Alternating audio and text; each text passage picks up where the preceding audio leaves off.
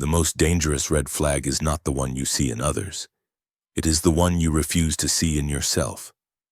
That quiet thought you dismiss. That strange unease in a familiar place. That person you cannot stand though they've done nothing to harm you. These are not random feelings, they are signals. Psychic warnings. And the reason most people miss them is because they are not trained to look inward.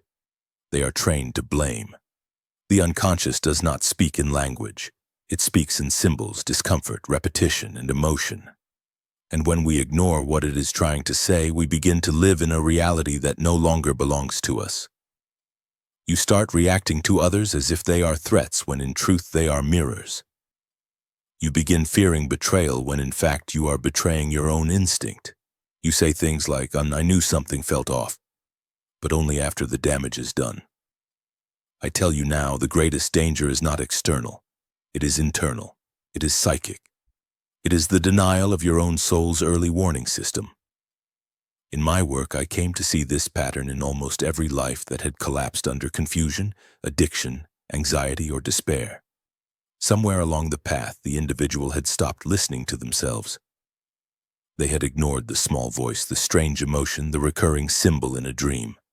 And so the unconscious, denied a voice, sent a warning through projection, shadow, breakdown. What you do not make conscious becomes your fate. That is not poetry, it is law.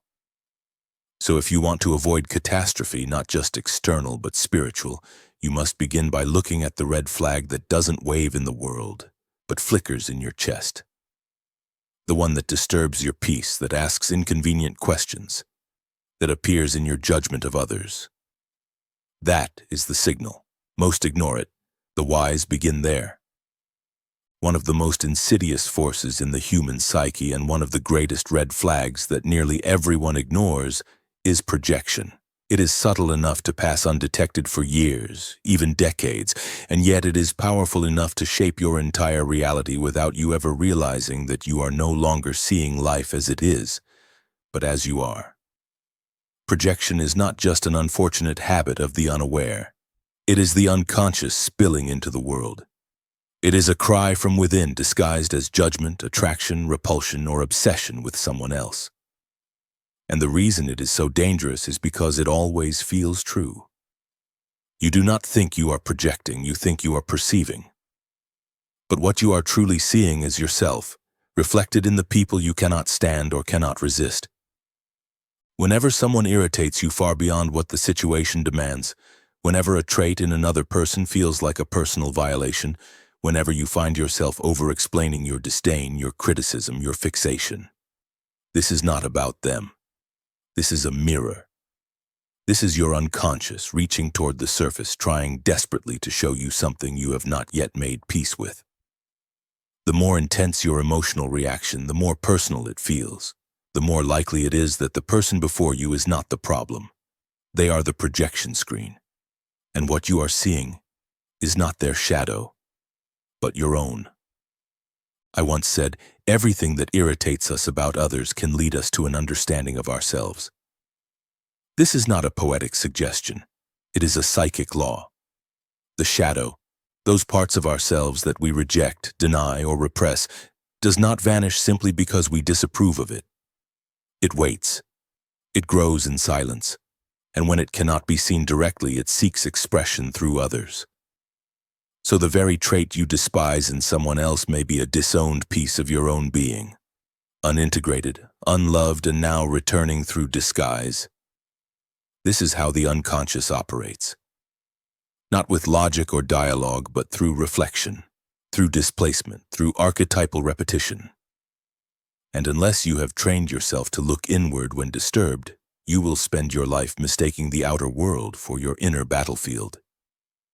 This is the red flag, the person you loathe without explanation, the one who seems to provoke your rage, your disgust, your moral certainty. Pay attention, especially when the intensity of your reaction seems disproportionate, especially when you find yourself gossiping, shaming, correcting, judging with a kind of righteous urgency.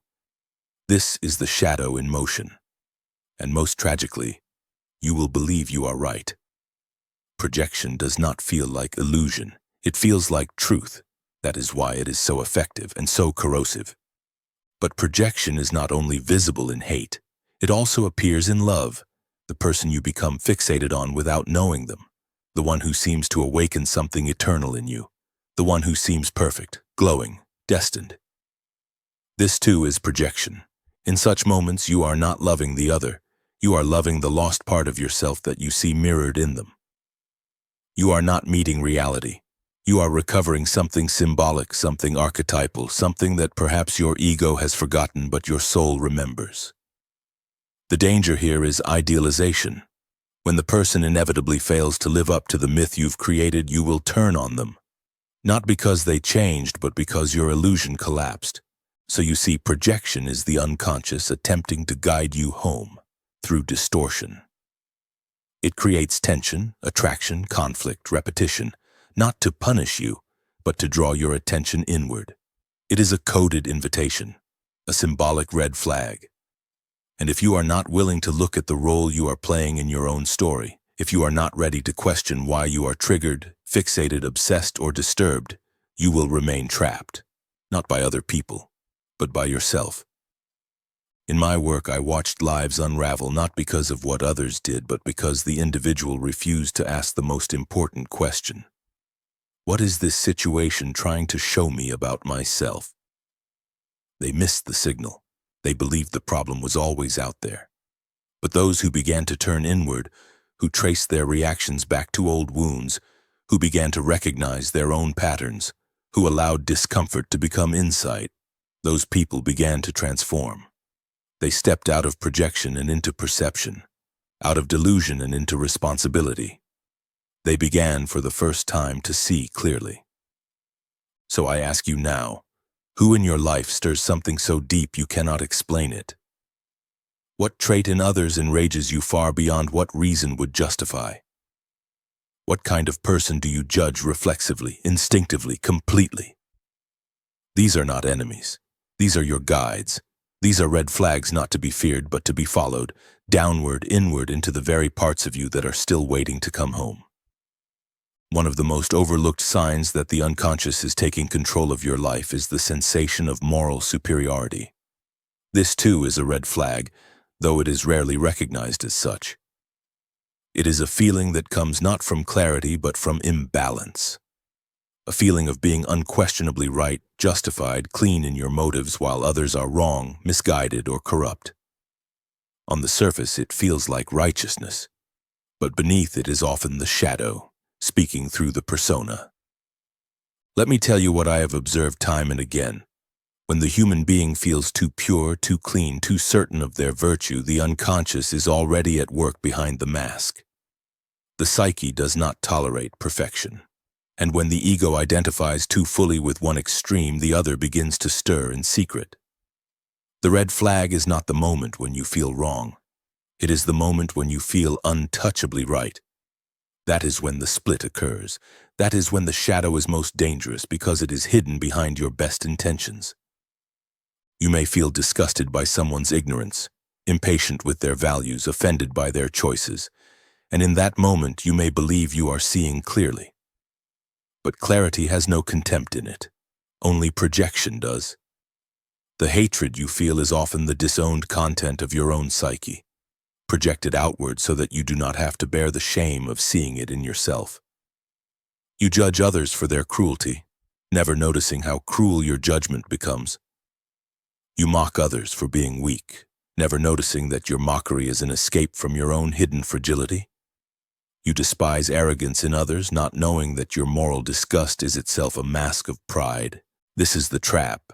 The ego does not want to be impure, so it casts impurity out onto the world, onto strangers, onto those closest to us.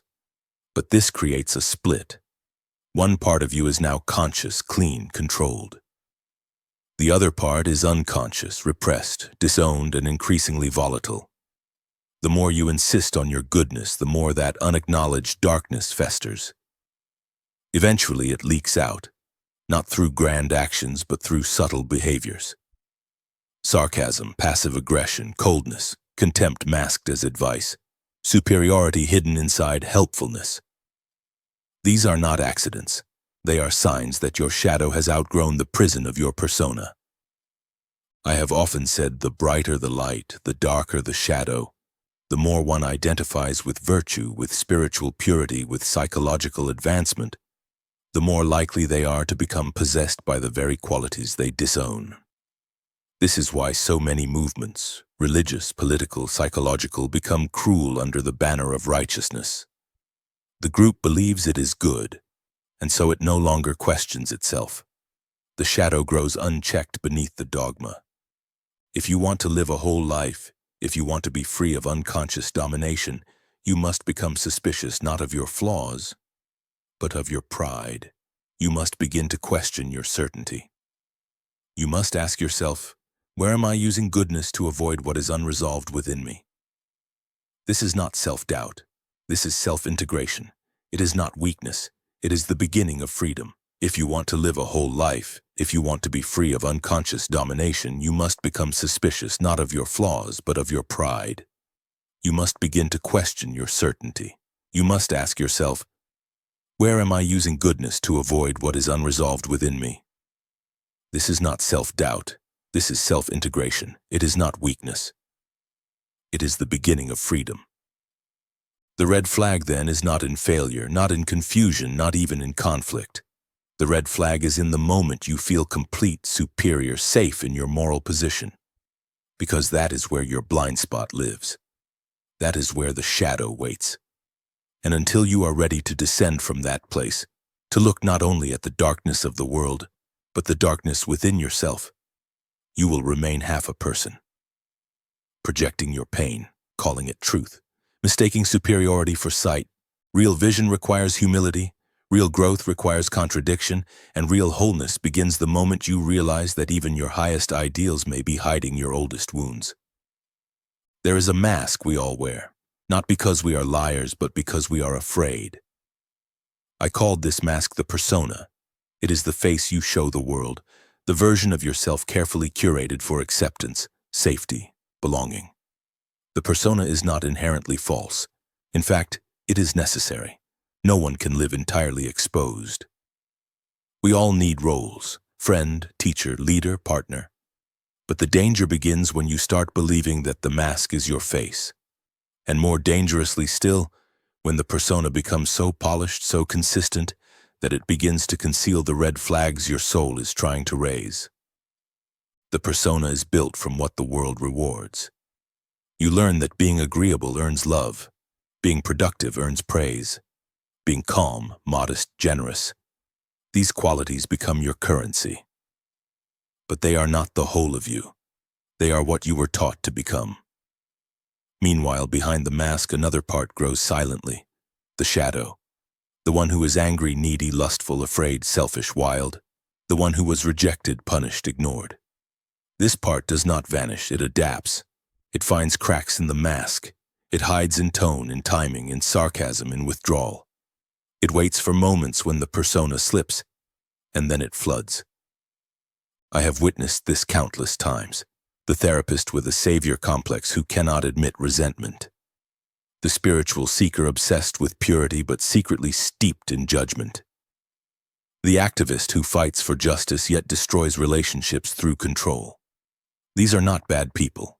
They are people who have mistaken their persona for their soul. And the red flag is this: when your life feels scripted. When every interaction feels like a performance. When your emotions feel muted but your smile remains fixed. That is not peace. That is psychic compression. The unconscious is suffocating beneath the weight of the role you've learned to play. This is why so many individuals feel inexplicably exhausted, why they collapse in private after holding it together in public. The persona is not sustainable when it becomes your identity. It was meant to be a bridge between your inner world and the collective, not a wall against your own truth. And the more effort you invest in appearing a certain way, the more you invite shadow to erupt behind the scenes. Affairs, addictions, rage, disassociation. These are not anomalies. They are the unconscious demanding to be seen. But most people miss this red flag. They think, I'm doing everything right. Why do I feel so empty? They think, Everyone says I'm kind, successful, composed. Why do I feel like I'm disappearing? It is because they are. The persona has grown so dominant that the self, the true center of the psyche, can no longer breathe. And when the self cannot express itself, it rebels. Through depression, through apathy, through inexplicable crises that seem to come from nowhere but in truth have been forming in silence for years. The key to healing is not to destroy the persona, but to see it clearly, to name it, to know that it is not you. It is what you built to survive. And now you must ask yourself, what parts of me had to go underground so this persona could thrive? What emotions have I learned to disguise? What truths have I buried under pleasantries and politeness? The answers to these questions will not always be comfortable, but they are the gateway to wholeness. Remember, the red flag is not always dramatic. Sometimes it is subtle, a persistent feeling that something is off, a moment of dissonance between your inner state and your outer expression. That gap is sacred. It is the shadow stirring. It is the self calling you back. You are not meant to live as a mask. You are not here to be admired. You are here to be real. And realness always begins where the persona ends. When the unconscious cannot speak through dreams, when it is not heard in projection, when it cannot break through the persona, there is one final place it turns: the body. I have seen again and again how the psyche, denied every other form of expression, begins to speak through the flesh. This too is a red flag, perhaps the most profound and least understood. Your body is not merely physical, it is symbolic. It is a vessel of meaning, a receptor of soul, and when you ignore your inner life long enough, your physical form becomes the last desperate voice of the unconscious. Many people feel a weight in their chest, a tightness in their throat, a restless energy in the limbs. They believe it is stress. Sometimes it is, but often it is unresolved psychic material, trauma, guilt, desire, grief that has not been permitted to rise. The body becomes a container for what the ego refuses to confront. Headaches with no cause, fatigue with no medical explanation, insomnia that follows emotional suppression, digestive issues that accompany unspoken anxiety. These are not only physiological, they are psychological cries for integration. Your nervous system, your immune system, your breath. These are not outside your inner world. They are the voice of your inner world made manifest, and I have said before that the psyche is a self-regulating system. It will do what it must to bring you back into balance, and if you will not listen to the whisper of discomfort, it will send a storm through your biology. Illness is not always punishment. Often it is symbolism. The unconscious uses whatever channels are available to send its message, and the body, always faithful, always direct, becomes the sacred site of warning. The body does not lie. If your life appears fine but your body is deteriorating, something is unspoken. Something in your inner world is being denied the air it needs to transform. I remember patients who came to me with mysterious ailments, and as we began to speak, not about symptoms but about life, they would begin to cry. Their pain was not medical, it was existential. They had betrayed themselves so deeply for so long that their cells had taken up the burden of their silence. And when the truth finally emerged, the body began to shift. Tears are not weakness. They are chemical truth. Breath is not merely air. It is the psyche attempting to flow again. Healing does not begin with a diagnosis. It begins with listening. This is why I urge you, stop treating your symptoms like enemies. They are not obstacles to overcome. They are messages to decode. If you are tired all the time, if your shoulders ache, if your stomach clenches in certain conversations, ask what part of you is not being lived. Ask what truth you keep beneath politeness. Ask what emotion was never allowed to surface. The body keeps score because the soul refuses to forget. And here is the red flag, when your body reacts but your mind says everything's fine. That dissonance is not ordinary. That is the signal. That is the unconscious knocking from the inside. When your body breaks rhythm, when it trembles or tightens or aches without cause, it is not failing you. It is trying to bring you back. Back to what matters, back to what hurts.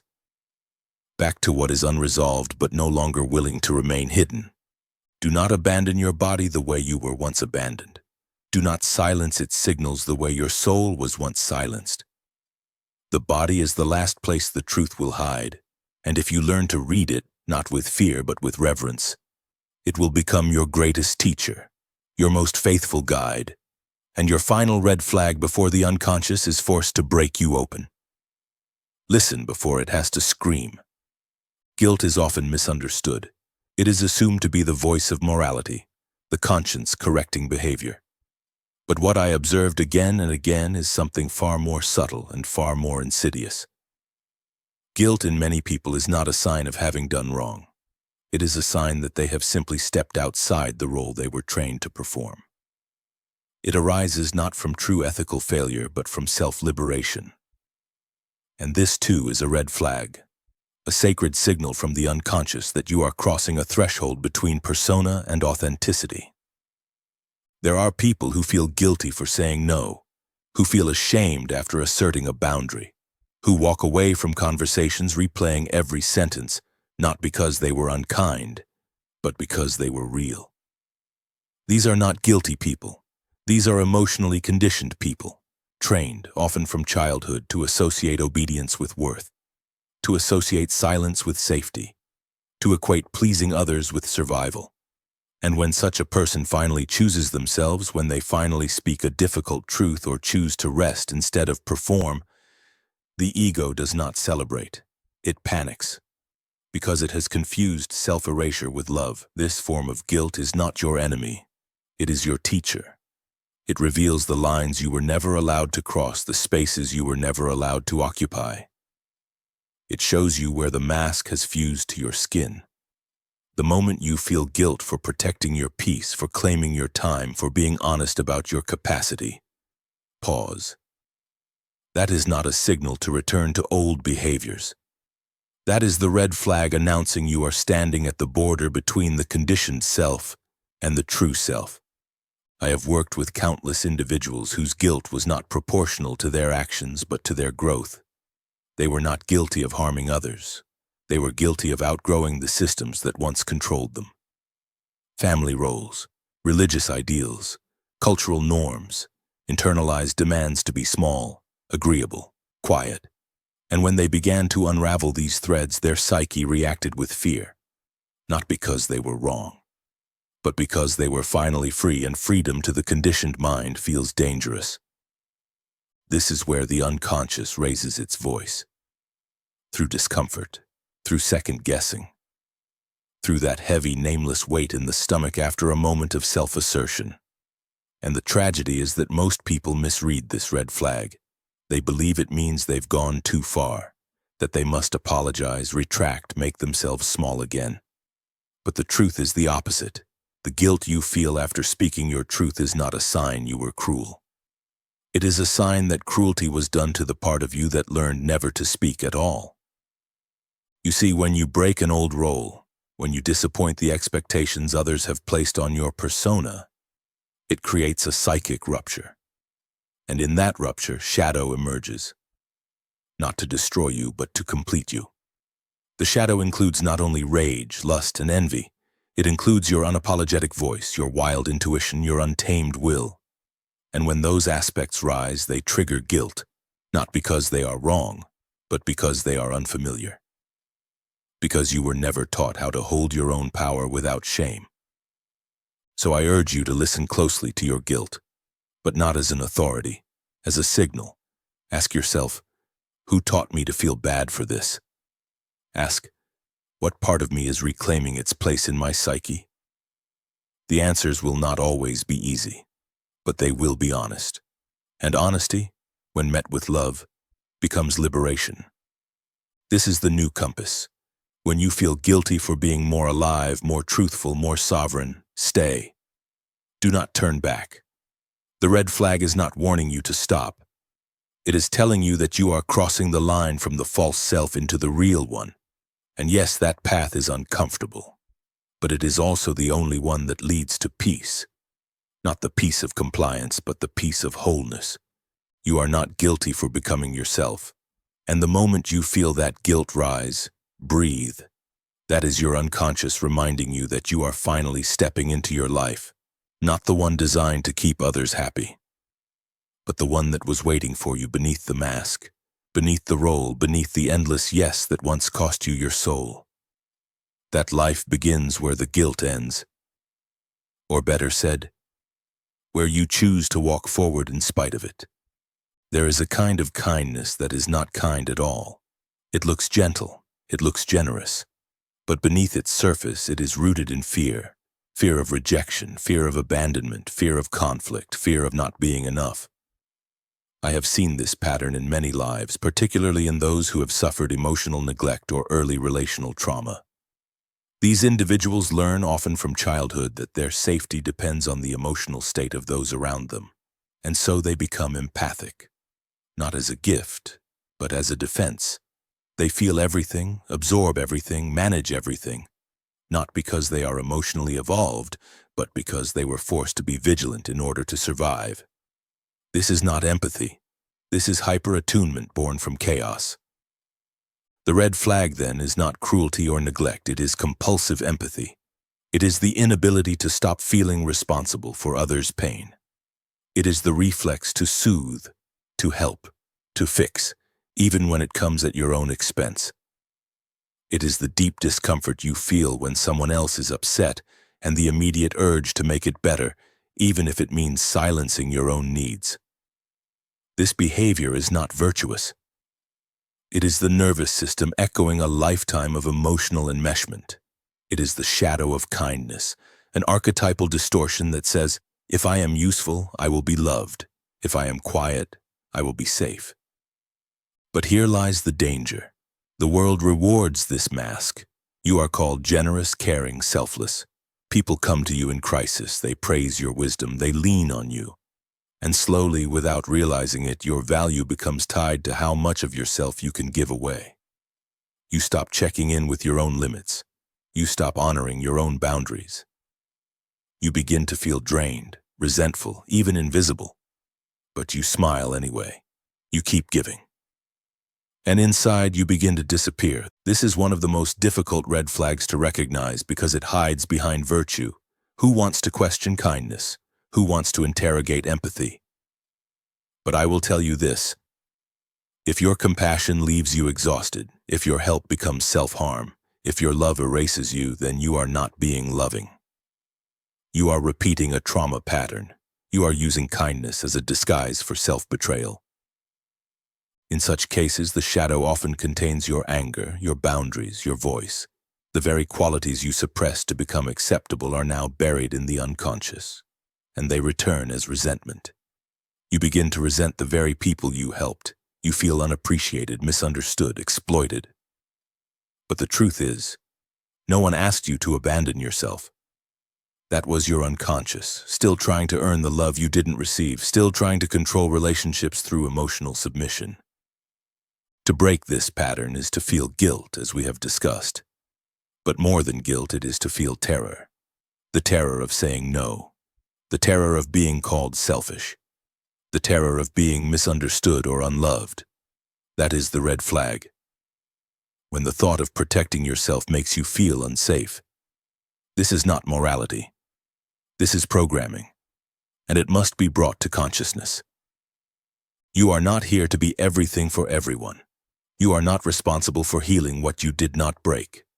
You do not need to earn love through depletion. True empathy includes you. True compassion does not bleed out to prove its sincerity. It stands with open hands, not open wounds.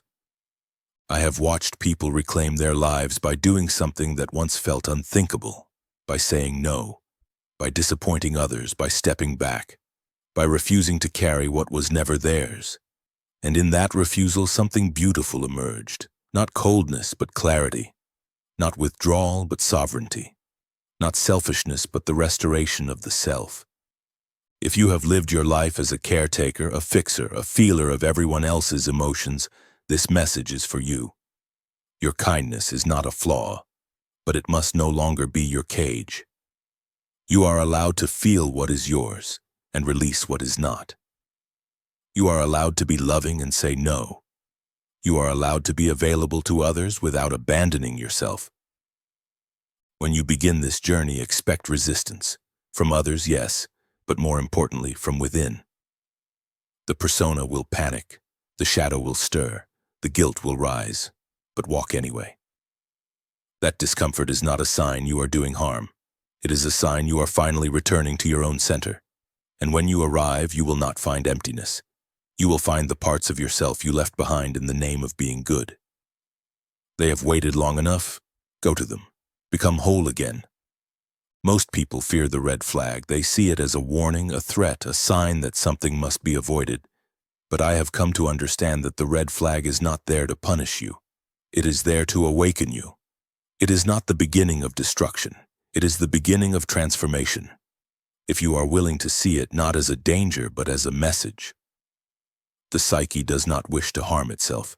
It wishes to evolve. And it sends you signals, symbolic, emotional, behavioral, to guide you into integration. The red flag is not a stop sign. It is a door. The question is not whether it will appear. The question is whether you will open it. In the process of individuation, the slow, sacred path toward becoming a whole human being, nothing is discarded. Everything belongs. Even the parts of yourself you wish to hide, even the reactions you regret, even the shame that clings to your memories. These are not enemies of your evolution. They are the raw material of it. The red flag, whether it arises through projection, guilt, compulsive empathy, or moral superiority, is not pointing to what is wrong with you. It is pointing to what is missing from your conscious identity. Something in the unconscious is trying to re-enter your awareness, something you had to suppress in order to survive, to be accepted, to be loved. I do not mean to suggest this is easy. It is not. Integration is brutal at first. It requires you to look at the parts of yourself you have spent your life avoiding. It demands that you admit, yes, I have been cruel. I have been arrogant. I have been manipulative. I have used my virtues as shields and my shadows as weapons. But if you can say these things not with shame but with truth, then you have taken the first real step. Because wholeness is not built on denial. It is built on reconciliation. The red flag shows you where you are fragmented. It shows you where your psychic energy has split, where the mask has replaced the face, where fear has silenced the soul. And when you stop running from these signs, when you turn and face the discomfort instead of numbing it, blaming it, projecting it, you begin to remember. You remember that the self is not a perfected persona. It is the union of opposites, the light and the dark, the sacred and the profane, the ego and the shadow. When these opposites are brought together in conscious awareness, the red flag is no longer needed. Because the psyche has been heard. This is why I have always said, we do not become enlightened by imagining figures of light, but by making the darkness conscious. Enlightenment is not a fantasy. It is not a blissful escape from pain. It is a confrontation with everything within you that you were once afraid to name. And when you name it, you do not become weaker. You become free. You no longer have to control others to feel safe. You no longer have to suppress emotions to be lovable. You no longer have to distort your truth to belong. This is the final purpose of the red flag. It is not here to warn you about the world. It is here to warn you that you are losing contact with your own soul. And if you listen, if you slow down, reflect, allow the discomfort to speak, you will discover that the red flag is not an enemy. It is the self knocking on the door of your attention. It is your wholeness demanding to be remembered. You do not need to fear your reactions, your discomfort, your inner resistance. These are not flaws, they are maps. Follow them. Ask them what they are trying to show you. And when they lead you into your pain, walk with reverence. Because beneath that pain is your power. Beneath that guilt is your truth. Beneath that projection is a piece of your soul waiting to return. The red flag most people miss is not a sign that they are broken. It is a sign that they are beginning to awaken. And awakening, though it may start in darkness, always leads, if you are willing to continue, toward the light of the self. Not the self you show the world, but the self that has always been watching, waiting, loving you, even while you ran.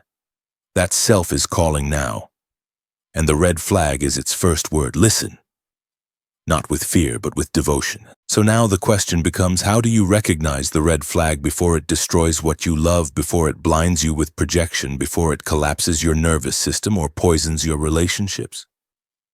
The answer is simple, but it is not easy. You must begin to turn your gaze inward, not as self-judgment, but as symbolic inquiry. You must begin to notice not only what others do, but how you react. The unconscious does not shout. It sends ripples, patterns, echoes. And if you are willing to pay attention to these subtle psychic disturbances, you will begin to recognize the red flag before it becomes a crisis. Ask yourself, what kinds of people irritate me most even when they've done nothing to me directly? What traits do I condemn in others with urgency and certainty? These are not just personality preferences, these are projection patterns. Something in them touches something in you that has not yet been welcomed. That is the first red flag, intense emotional charge toward the seemingly trivial. The second is emotional guilt, not the guilt that follows harm, but the guilt that follows truth. If you speak up, set a boundary, walk away from a dynamic that no longer serves you, and feel disproportionate guilt, it is likely that you have just stepped into your own power. That discomfort is not a sign you did wrong. It is a sign you did something new. Another red flag is sudden, unexplained fatigue. When you find yourself emotionally exhausted in certain environments or after being with certain people, ask yourself, what part of me was I hiding just now? What mask did I wear to feel safe? The body speaks clearly when the soul is being suppressed. If your breath shortens around someone, if your shoulders tighten in a familiar room, if your stomach knots at a simple request, these are not random physiological events. They are symbolic statements. Your unconscious is using your body to say what your lips cannot.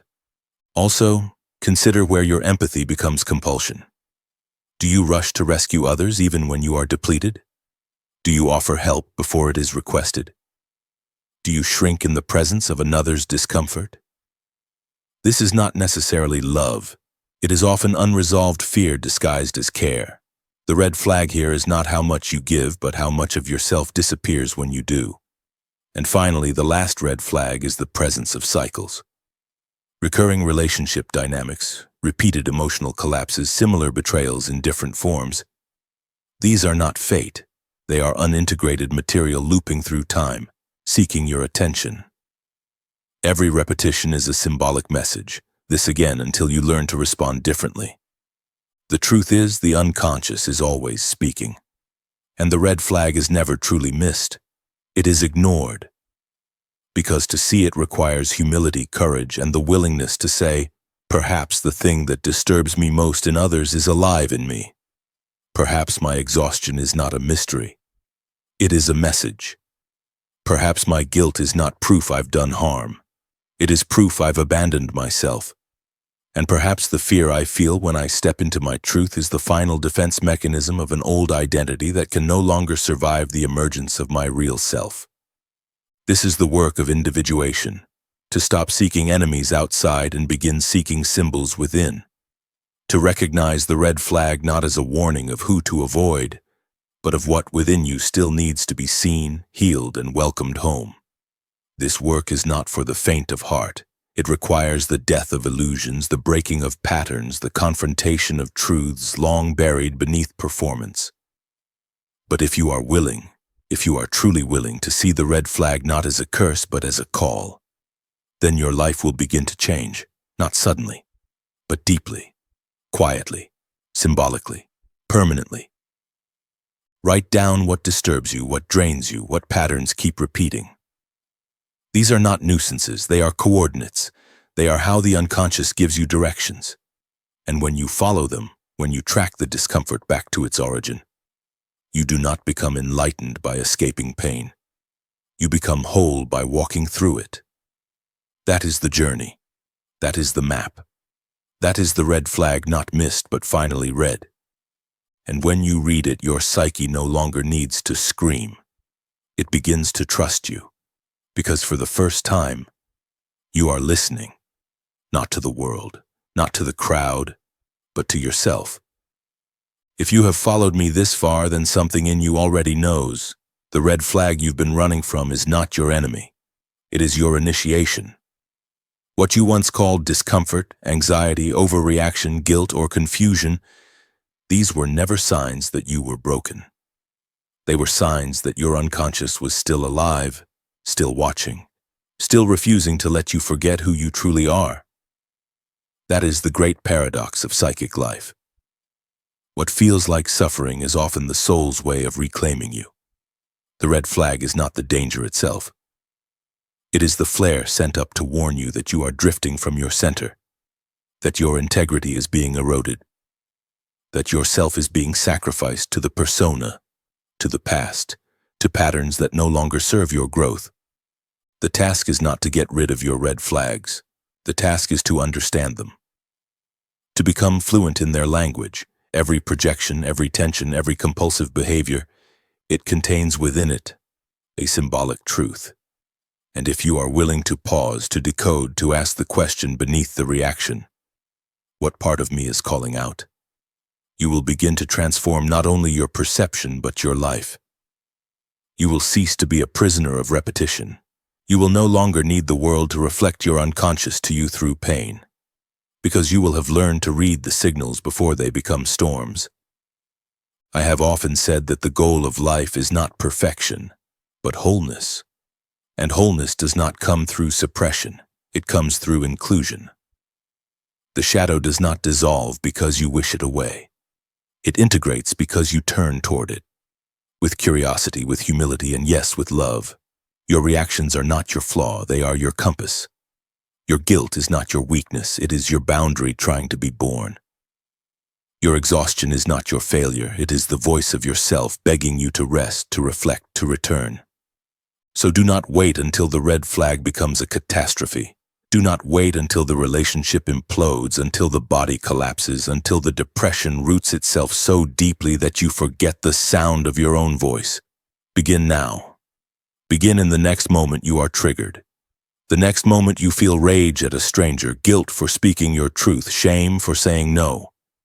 That is your red flag. That is your portal. That is the psyche showing you the very edge of your evolution. And if you meet it, not with resistance but with reverence, everything begins to shift. There is a part of you that already knows how to do this. A part that has been waiting for years, not for answers but for your attention. That part has never been afraid of your pain. It has only ever feared your refusal to feel it. But now, you are feeling.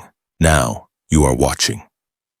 Now, you are beginning to listen not just with your mind but with your soul. And that is enough. That is how it starts. That is how the red flag stops being a warning and becomes a guide, a signal that you are ready not to be perfect, not to be safe, but to be real. And realness is not something you become. It is something you remember. The self you left behind when you first learned that being accepted mattered more than being whole. You are not here to perform. You are not here to protect others from your depth. You are here to live as one thing only, the full expression of what you are, both light and dark, both shadow and gold. And when the next red flag arises, may you meet it with presence, with courage, with the quiet understanding that your unconscious no longer has to scream, because now, at last, you are listening. If this message reached something in you that words cannot touch, I invite you to write in the comments below. I no longer run from the signal, I listen to it. Let us make this not just a video but a living archive of those who are learning the sacred art of self-integration, those who no longer flee from the red flag but follow it home.